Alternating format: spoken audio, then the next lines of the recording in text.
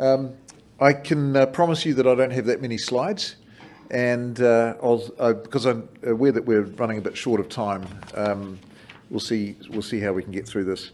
So I'm going to be talking about the recovery that we're in at the moment, and a little bit of an outlook for that recovery moving forward. I'm just going to look at a little bit of analysis of the international visitor recovery over the past 6 months, the international flight capacity into New Zealand over the next 6 months, international visitor arrivals out to 2028. It's our current Horwath HTL scenario, we're calling it. We used to call them projections, and we're now calling it a scenario. The increase in hotel supply that Paul mentioned, and the future pipeline yet to occur in New Zealand. A little bit of information on the hotel market segments and the impact of hotel room rates on profitability. Paul had the X mark by profitability in his slide there. So this is the recovery of international visitor arrivals in over the last 6 months up to April, compared with 2019. And we can see that that recovery has been ticking up to around about 70%. But if we have a look at the arrivals into New Zealand by reason for visit, and the reason for looking at this is that it potentially has an impact for hotels. Holiday and business, which would be the strongest contributor to hotel demand, you can see that arrivals over the last 6 months are down around about 10% for holiday and business arrivals, with the one that is most softest compared with 2019, China, because it's the last one out of the blocks. And if we then look at VFR, we can see that the China market is strongly focused on VFR travel into New Zealand over the last 6 months, with up almost just over 25% compared with down almost 40% for holiday and business compared with 2019, same period. And then other, you can see there as well, other reasons for visit, which would include students coming and going, up 10% from China.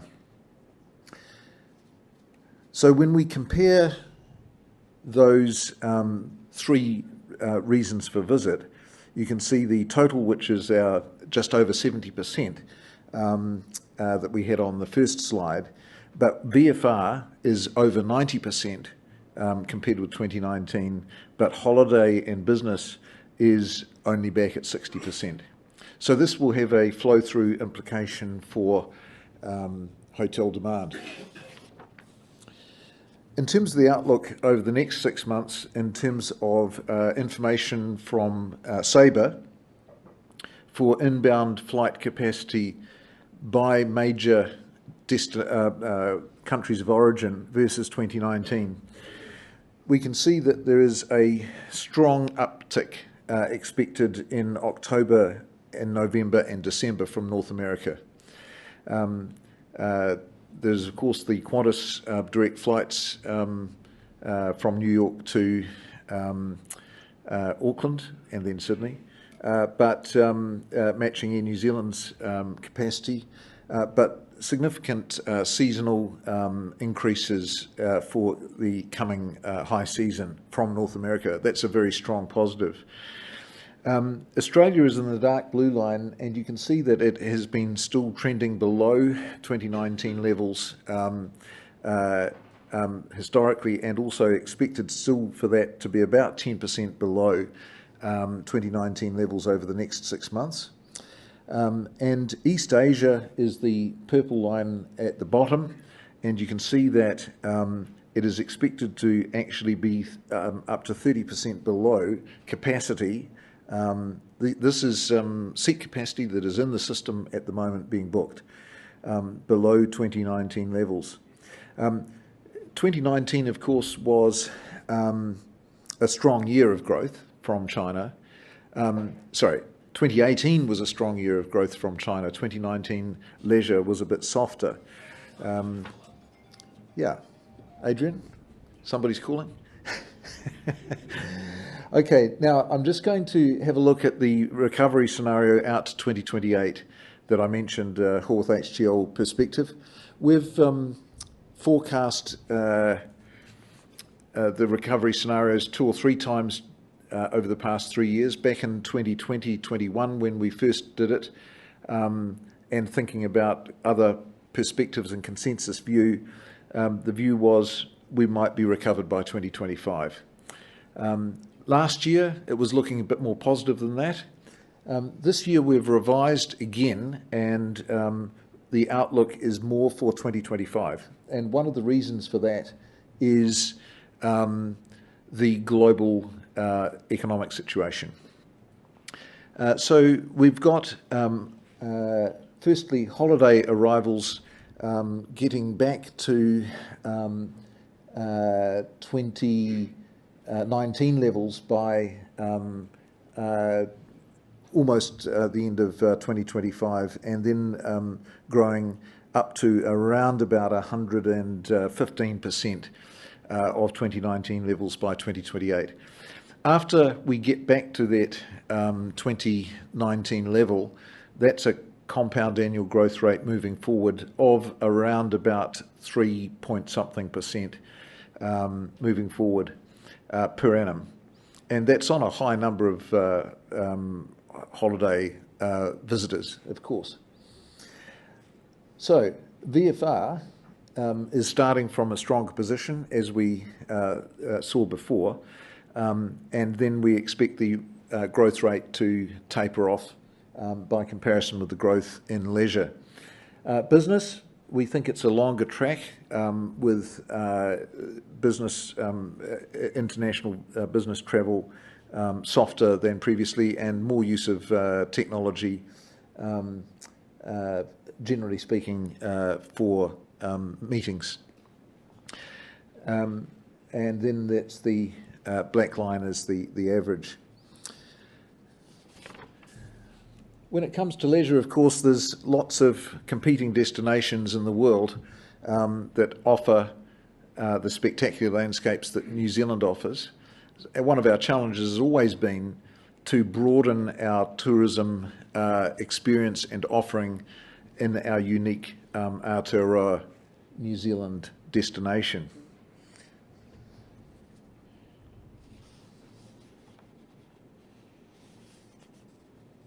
So now looking at that arrival forecast, previous slides were looking at it by reason for visit, now having a look at it by country of origin.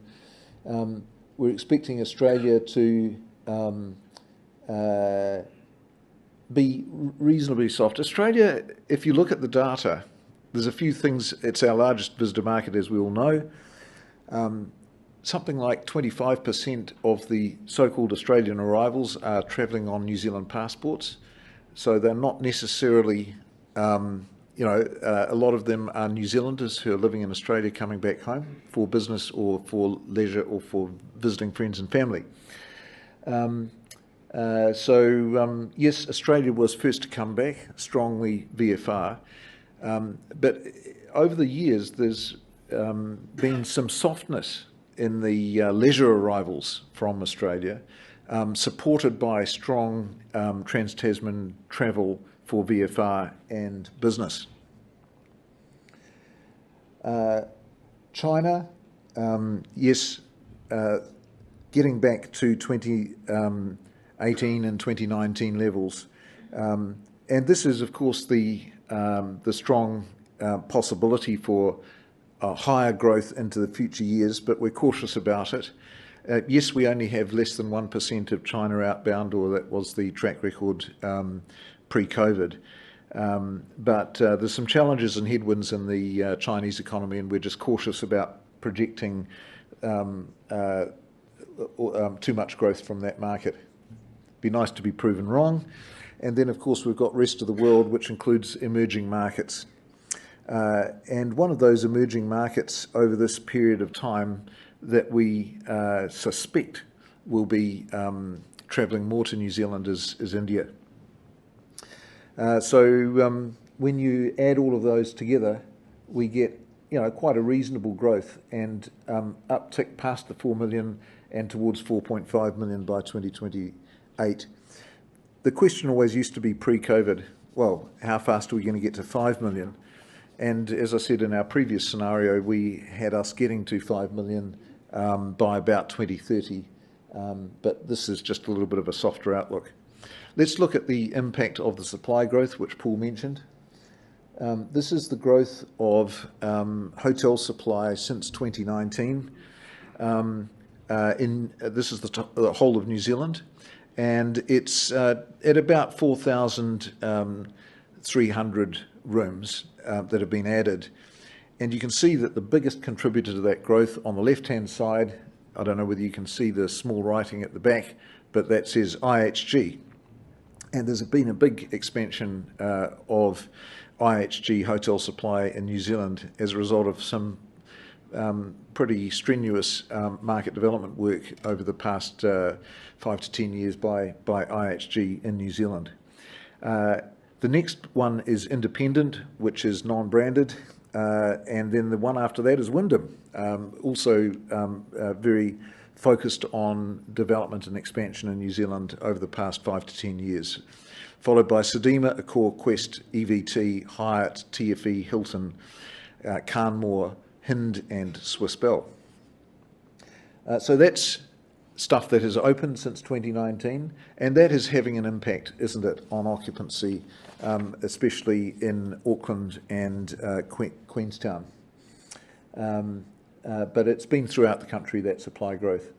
So the pipeline for the next 5 years, this is 36 projects. These are either under construction or highly probable. We've got a weighted average probability of 80% on this supply. It is almost another 5,000 rooms to open in New Zealand, and that'll be over the next 4 to 5 years. However, this supply increase is likely to exclude some additional confidential projects that people are working on and that hasn't hit the media yet, or have not signed up hotel companies and brands. So the big brand expansion yet to come on the left-hand side is 1,058 rooms with Accor, with diversification of their brands and some large properties to open. Again, followed by Wyndham, Radisson, IHG, Marriott, GHI, SkyCity, Hilton, Quest, Distinction, and then the one on the right-hand side is independent brands or not yet branded hotels. So of that future pipeline, 20% is Accor and 10% is Wyndham. Looking at market segmentation, which is getting back to trend, on the left-hand bars, C&I on the left-hand side, corporate, and then FIT, tours, crew, and other, as we go through the different segments. This is total New Zealand hotels from the major hotels data, and the left-hand bar is the month of May 2019, and the right-hand bar is May 2023. So yes, it's bounced up and down in terms of the mix, of course, during the COVID period. But if we look at the left-hand and the right-hand bar in each group, we can see that C&I was stronger in 2019. This is 1 month as a snapshot. 2019 compared with May 2019. Corporate is level pegging in terms of mix at about 20% of room nights. FIT is up slightly and sitting at now 50%. The one that needs to we should focus on a little bit is the fact that the tour groups are not yet fully back in terms of the business mix. As they come back, you would expect there to be some impact on ADR achievement. The strong ADRs that we've been experiencing are off the back of a number of different things, but including the strong FIT business. There's a 5% differential in the mix in May 2023 compared with May 2019 for tours. So Paul mentioned the strong ADRs. And in our monthly commentary, which some or many of you might have read, you saw some comments about some evidence of price discounting in the industry over the previous month or so. Yes, demand was a bit softer. Yes, there's a big supply increase. But what is the impact of discounting price? We've taken a base case scenario, and the average hotel size in New Zealand is 115 rooms. So this is based on a 115-room hotel, and that it achieves 70% occupancy and an ADR of $200. That's RevPAR of $140. And based on operating data, we could expect GOP of this average hotel of about 36% or $3,072,000. That's a gross operating profit per available room of $73 a room available. If we were to discount that room rate by $10 and still achieve the 70% occupancy, our GOP would reduce by $273,000. And the GOP would fall 2 points from 36 to 34%, or a 9% reduction in GOP per available room. If we were to, what would be the reason for discounting that rate by $10? Presumably it would be to increase occupancy, maximum occupancy. Yes, I know. But we would need to increase our occupancy by 4 percentage points to 74% to compensate for that $10 reduction in ADR to get to the same level of GOP. And that's a big step in occupancy in a competitive market.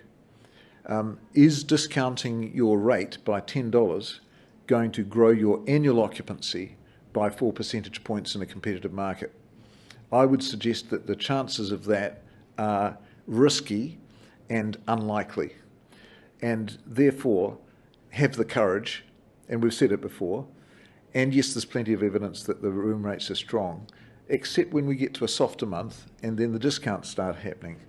If we keep the rate strong, we are likely to reap the benefit of the increase in occupancy, which is coming. The outlook is more certain than it was last year. I used this slide last year, you might remember it, uncertainty ahead. There is less uncertainty now than last year. There is uncertainty around the timing of the recovery, but the recovery is happening. We can be certain about that. The North American pipeline of flight capacity is a real positive. We can see it, it's in the system. There's uncertainty about the China market, and that uncertainty is reflected in our outlook for the future. There's uncertainty about the domestic travel market in New Zealand. New Zealanders have been quick to jump on the additional flights coming into New Zealand and travel overseas, but there has also been more domestic travel in the country that has carried on post-COVID. How long will that domestic market remain as strong as it's been? Not sure. Partly there's considerations of the economic conditions in New Zealand currently and in our overseas source markets. I liked the term that we heard this morning of premiumisation. There are implications for hotels and for the other hospitality providers in New Zealand around premiumisation in all parts of the market. When Rupert and I visited the Lilo property this week, fantastic to see a new, well-run and managed property in that segment of the market and doing very well.